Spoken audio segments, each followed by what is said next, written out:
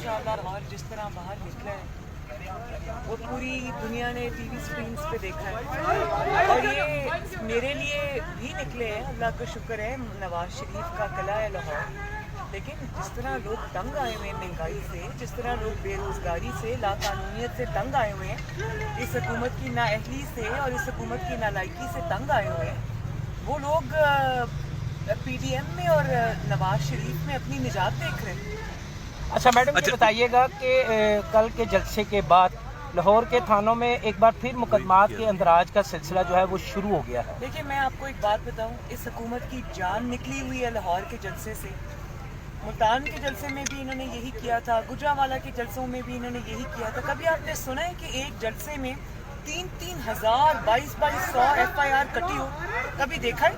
इतनी FIR काटी है कि FIR का खौफ ही नहीं है। ये हुकूमत अब खुद जाने वाली है, तो इसकी FIR कोई कहीं स्टैंड नहीं करती। PDM में क्या अहम फैसले होने जा रहे हैं, इस्तीफे देने जा रहे हैं आप लोग? देखिए, PDM में सारे ऑप्शन ज़ेरे गौर हैं और कुछ चीज़ों पे काफ़ी डिस्कशंस हो चुकी हैं, और नतीजा मेरे ख्याल है सामने आने के करीब है।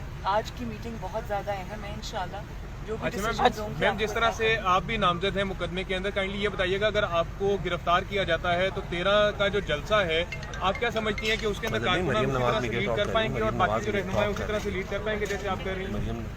देखिए, मेरी बात सुने, ये जो तहरीक है इसको अवाम लीड करेंगे इंशाल्लाह। ये अवाम की रिलीफ की तहरीक है, ये उनको मुश्किलात से निकालने की तहरीक है। मरियम नवाज हो या कोई और हो, इंशाल्लाह ताला अब ये तहरीक ख़त्म नहीं हो सकती। ये तहरीक इंशाल्लाह ताला इस हुकूमत को घर भेज के दम देगी। अच्छा मैम, ये फरदौस आशिक अवान ने कहा है कि कानून का वार होगा, क्या कहेंगे आप इस पे? देखिए, कानून और आइन और लेजिटिमेसी इस हुकूमत की से बहुत ऊपर की बातें, इनको ये बातें सूट नहीं करती। बाकी मैं किसी भी हुकूमती तर्जुमान की बात का जवाब भी देना